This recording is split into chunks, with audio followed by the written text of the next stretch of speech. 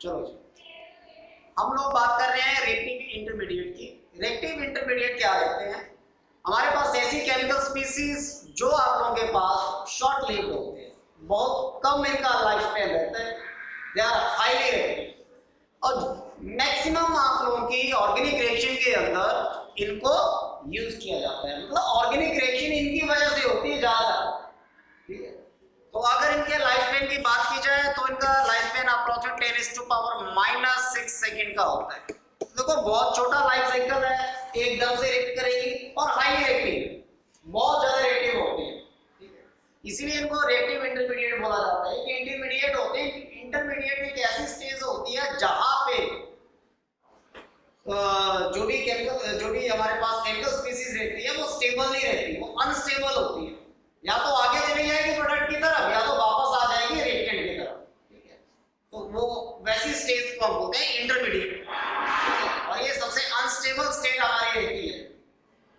यहाँ पे अगर कुछ एग्जांपल आप लोगों को मैं यहाँ पे कंसीडर करूँ तो यहाँ पे हमारे पास जो एग्जांपल रहने वाले हैं, ठीक है, एग्जांपल की अगर हम लोग बात करते हैं, ठीक है, तो इसमें एक रहता है कार्बोकेटाइन, ठीक है, एक कार्बोनाइन, एक हमारे पास फ्री रेडिकल, ठीक है, और साथ में हमारे पास रहता है नाइट्रीन्स। नाइट्रीन्स और कार्बीन्स भी हम कार्बीन्स लिख लो पहले, कार्बीन्स और एक नाइट्रीन्स, ठीक है। ये मैंने यहाँ पे कुछ 5 लिखे, ठीक है। ये हमारे पास वो 5 इंटरमीडिएट हैं जो ज्यादातर हमारे पास किसी भी ऑर्गेनिक रिएक्शन के अंदर आप लोगों को यूज होंगे, ठीक है। इनके बिना ऑर्गेनिक रिएक्शन ऑलमोस्ट इम्पॉसिबल ही होता है, ज्यादातर 99% तो चलते ही हमारे पास, तो इनको यूज करेंगे। अब वन बाय वन करके आप लोगों को एक एक टॉपिक बताऊंगा कि किसका क्या रोल है, किसकी स्टेबिलिटी कहाँ पे कितनी होती है और कब इंक्रीज करेगी कब डिक्रीज करेगी, वो सारी चीजें आपको वन बाय वन करके बताने वाला हूँ। तो सबसे पहले हम लोग स्टार्ट करेंगे कार्बोकेटाइन को। देखो हम कार्बोकेटाइन की बात कर रहे हैं। कार्बोकेटाइन का दूसरा नाम हमारे पास क्या था? कार्बेनियम आयन भी आता है। क्या रहेंगे? कोई ऐसी केमिकल स्पीसीज किसकी? कार्बन की, जो बीइंग अ पॉजिटिव चार्ज, वहां कार्बन के ऊपर आप लोगों को पॉजिटिव चार्ज मिलेगा and carrying a 6 electron in its valency shell, और उसके आउटरमोस्ट शेल के अंदर आप लोगों को सिर्फ कितने इलेक्ट्रॉन मिल जाएंगे? 6 मिलेंगे। तो सिंपल सी बात है, इलेक्ट्रॉन डेफिशिएंट केमिकल स्पीसीज होगी, कार्बन पॉजिटिव चार्ज जो है वो अपने ऊपर कैरी करेगा। यहाँ पे हम लोग जो है अब क्या करेंगे, एक कार्बोकेटाइन बनाएंगे। कार्बोकेटाइन बनाने के लिए हमें करना है हेटेरोलिटिक क्लीवेज। तो एग्जांपल मैंने लिया टर्शी ब्यूटाइल क्लोराइड का एग्जांपल ले लिया, ठीक है, 3 डिग्री कार्बन है यहाँ पे। तो यहाँ पे हम लोग क्या कर रहे हैं, ये जो कार्बन और क्लोरीन के बीच का जो बॉन्ड है ये कौन सा है? ये हमारे पास कोवलेंट बॉन्ड है। तो कोवलेंट बॉन्ड के अंदर क्लीवेज की बात करेंगे तो हम क्या करेंगे कि यहाँ से ये जो कोवलेंट बॉन्ड है, ये आपको एक बॉन्ड का मतलब आपको पता होगा 2 इलेक्ट्रॉन होते हैं। अब ये इधर को हम स्विच कर देंगे तो उस वहां से हमारे पास क्या रिजल्ट आता है कि यहाँ से पेयर ऑफ इलेक्ट्रॉन चला गया क्लोरीन के पास, यहाँ बॉन्ड की क्लीवेज होगी, बॉन्ड खिसक के जो है वो आगे चला गया। तो ये वाला बॉन्ड जो था हमारे पास, अब हमने कहाँ दे दिया? क्लोरीन को दे दिया, क्लीवेज कर दिया हमने कोवलेंट बॉन्ड की। तो क्लोरीन जब इस बॉन्ड को यहाँ पे रिसीव करेगा then they are carrying a negative charge, ठीक है। अब नेगेटिव नहीं लिखना, आप यहाँ पे 2 इलेक्ट्रॉन आप लोग यहाँ पे शो कर सकते हो, ठीक है, नेगेटिव चार्ज आ गया। और खुद ये टर्शियरी ब्यूटाइल जो था ये क्या बन गया? इलेक्ट्रॉन डेफिशिएंट केमिकल स्पीसीज बन गई, और यहाँ पे आप लोगों के पास क्या हो गया? क्या हो गया? कार्बोकेटाइन। ये क्या बन गया? कार्बोकेटाइन। अब इसको प्रूफ करते हैं कि हमारे पास ये कार्बोकेटाइन है भी कि नहीं भी है, ठीक है। तो प्रूफ कैसे करना? क्योंकि हमने डेफिनेशन में पढ़ा हुआ है कि दे आर कैरिंग 6 इलेक्ट्रॉन। यहाँ पे कितने इलेक्ट्रॉन होने चाहिए? 6 इलेक्ट्रॉन इसके आउटरमोस्ट शेल में, ठीक है। अब देखो यहाँ पे ये कार्बन का जो 1 इलेक्ट्रॉन था वो इस बॉन्ड में पार्टिसिपेट किया था, तो बॉन्ड पूरा ही आगे हमारे पास क्लीवेज के टाइम जो है पूरी तरह से वो ट्रांसफर हो गया था। अब कार्बन के पास हमारे पास 3 ही इलेक्ट्रॉन बचे थे, और यहाँ पे ये CH3 था, इन्होंने भी अपना एक इलेक्ट्रॉन जो था वो इसके साथ जो है वो बॉन्डिंग में पार्टिसिपेट कर रहा है। तो कितने नंबर ऑफ इलेक्ट्रॉन यहाँ पे इसकी आउटरमोस्ट शेल में आए? 6 आए। तो केमिकल स्पीसीज अब कैसी हुई? इलेक्ट्रॉन डेफिशिएंट हुई। चार्ज कौन सा कैरी करेगी? Positive charge. बन गई हमारे पास यहाँ पे पॉजिटिव चार्ज केमिकल स्पीसीज। इस कार्बन ने पॉजिटिव चार्ज जो है वो कैरी कर दिया, तो इसको हम क्या बोलेंगे? ये हमारे पास जो है कार्बोकेटाइन बन गया। वो क्लियर है? यहाँ पे हम लोग कर रहे हैं सेकंड मेथड के थ्रू कार्बोकेटाइन बनाएंगे। उसके लिए मैं आपको बात कर रहा हूँ यहाँ पे during the dehydration of alcohol in the presence of concentrated sulphuric acid. और टेम्परेचर डाल दिया मैंने 430 टू 443 केल्विन। टेम्परेचर कंपल्सरी होता है, टेम्परेचर आप अपनी मर्जी से रिड्यूस नहीं कर सकते, ना इंक्रीज कर सकते। अब इसी टेम्परेचर के बीच में ये सारी रिएक्शन होगी। टेम्परेचर राइज कर देते हो, डिक्रीज कर देते हो, तो आप लोगों के पास रिजल्ट डिफरेंट हो जाएंगे। आपको स्टार्टिंग में मैंने बताई ये चीजें। तो यहाँ पे अब हम लोग क्या करेंगे, जब ये कंडीशन आएगी, अब देखो एसिड है तो एसिड नॉर्मली पता है कौन से आयन देता है? H पॉजिटिव आयन देता है। ये मैंने यहाँ पे अल्कोहल ले लिया, इथेनॉल है हमारे पास, ठीक है। इथेनॉल की हम डिहाइड्रेशन कर रहे हैं, तो इसमें हाइड्रोजन आयन आ गया। अब ये पेयर ऑफ इलेक्ट्रॉन जो है वो किसके पास चला गया? हाइड्रोजन आयन के साथ बॉन्डिंग बनाएगा। तो हाइड्रोजन आयन के साथ इसने बॉन्डिंग बना ली OH2, ठीक है। इसको आप ऐसे भी लिख सकते हो CH3CH2O, यहाँ पे H और यहाँ पे H। अब इसने अपना पेयर ऑफ इलेक्ट्रॉन डोनेट कर दिया ना हाइड्रोजन को, तो यहाँ पे क्या आ गया? खुद के ऊपर चार्ज आ गया पॉजिटिव, ठीक है। अब ये वाला कंपाउंड हमारे पास कैसा रहेगा? इंटरमीडिएट रहने वाला है। इंटरमीडिएट की बात की तो it mean it is unstable है। अब ये जो हमारे पास प्रेजेंस है, जो टेम्परेचर हमने मेंटेन किया, उसके बीच में ये चीज बाहर चली जाएगी, क्योंकि रिएक्शन का टाइप ही हमारे पास डिहाइड्रेशन है। तो यहाँ से वाटर बाहर चला जाएगा, तो वाटर मैंने बाहर निकाल दिया, साथ में क्या गया? CH3CH2, ठीक है। CH3CH2। अब CH3CH2 आया और ये कौन सी स्पीसीज आई?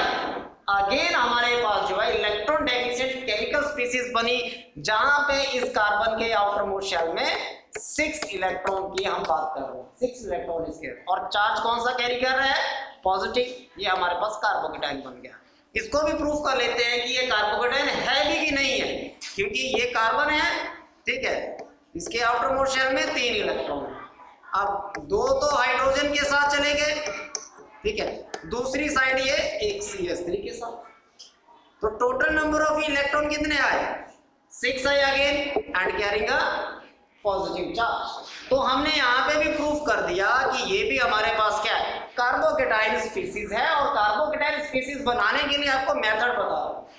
और क्लियर है इतना? कार्बोकेटाइन क्या चीज है? अब हमारे पास आ जाता है क्लासिफिकेशन ऑफ कार्बोकेटाइन। तो देखो कार्बोकेटाइन को क्लासिफाई हमने 3 कैटेगरी में किया हुआ है, ठीक है। एक हमारे पास आती है प्राइमरी, ठीक है। एक आती है हमारे पास सेकेंडरी, और एक आती है टर्शियरी। प्राइमरी को हम लिख देते हैं 1 डिग्री, सेकेंडरी को लिख देते हैं 2 डिग्री, और टर्शियरी को 3 डिग्री, ठीक है। क्वाटरनरी होता हमारे पास 4 डिग्री कार्बन नहीं लेना, ठीक है। वो आपको अलग से आइसोमेरिज्म में मैंने बताया होगा, कायरल ए कायरल का, ठीक है। वो आपको अलग से बताया, वो अलग से हमारे पास मैटर रहेगा। तो आपने 3 डिग्री की हम लोग बात करेंगे। अब डिग्री कैसे डिसाइड की जाती है? सारे क्या कार्बोकेटाइन है? सारे के सारे क्या है? कार्बोकेटाइन है, ठीक है। तो देखो अब डिग्री की जब हम लोग बात करते हैं, जो कार्बन इलेक्ट्रॉन डेफिशिएंट है, जो आउटर मोस्ट शेल में 6 इलेक्ट्रॉन लेके बैठा हुआ है, अगर उसके साथ एक ही कार्बन अटैच हुआ तो 1 डिग्री, अगर 2 अटैच हुए 2 डिग्री, 3 अटैच हुए 3 डिग्री। कैसे? ये मान लो मेरे पास CH2 है, इसके ऊपर पॉजिटिव चार्ज है, और इधर लग गया एक CH3। तो इस कार्बन के साथ कितने कार्बन अटैच हुए? 1 अटैच हुआ, और खुद क्या है? पॉजिटिव चार्ज है, तो कितना डिग्री बना? 1 डिग्री। इसी को हम नाम देंगे प्राइमरी कार्बोकेटाइन। दूसरी साइड मेरे पास आता है, ठीक है, ऐसे हमारे पास केमिकल स्पीसीज बन गई, ठीक है। अब इस कार्बन के साथ कितने कार्बन अटैच है? एक कार्बन इधर है, एक कार्बन इधर है, दो कार्बन अटैच है, खुद पॉजिटिव चार्ज लेके बैठा हुआ है, तो 2 डिग्री, इसको नाम दे देंगे सेकेंडरी। ठीक, सेम चीज हम बात करेंगे यहाँ पे, अगर इसी कार्बन के साथ 3 कार्बन और अटैच होते हैं, ठीक है, और खुद चार्ज लेता है पॉजिटिव, तो कितने कार्बन आए? 1 2 एंड 3, इसको नाम दे दिया हमने 3 डिग्री, और इसको नाम और भी ले लेना हो तो टर्शियरी हमारे पास।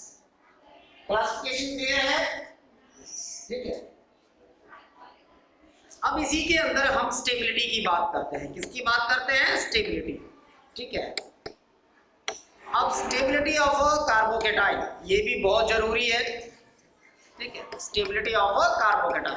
ठीक है, तो देखो एक लाइन में अगर मैं बताऊं स्टेबिलिटी हमारे पास कैसे आती है, तो स्टेबिलिटी का ऑर्डर हमारे पास रहता है 3 degree is more stable than 2 degree than 1 degree. ठीक है, 1 डिग्री, और इसको हम मिथाइल के साथ भी हम ऐसे ये देन मिथाइल, ठीक है, मिथाइल कार्बोकेटाइन। अब ये जो मैंने ऑर्डर यहाँ पे लिखा, ये ऑर्डर अब आप लोगों के पास कैसे क्रिएट होगा?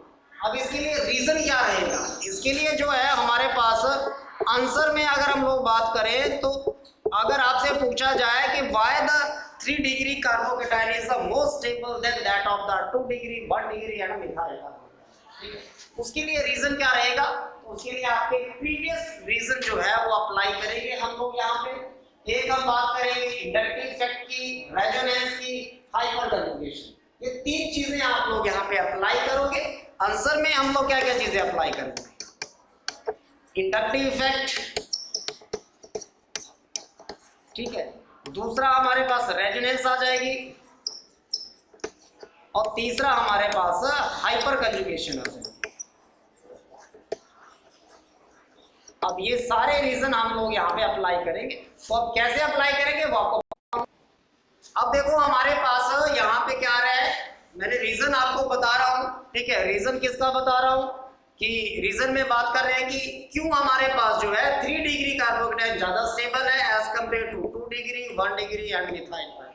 ठीक है, उसके लिए आपको 3 रीजन की मैंने बात की, इंडक्टिव इफेक्ट, रेजोनेंस, और थर्ड हमारे पास आएगा हाइपर कंजुगेशन। तो सबसे पहले मैं बात कर रहा हूं यहाँ पे इंडक्टिव इफेक्ट की।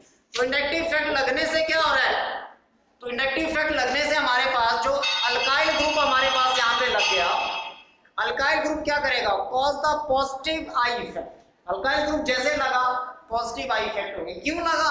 क्योंकि भाई ये इलेक्ट्रॉन विड्रॉइंग ग्रुप है, सॉरी इलेक्ट्रॉन डोनेटिंग ग्रुप है हमारे पास, ये इलेक्ट्रॉन को रिलीज करते हैं। तो ये क्या करेंगे?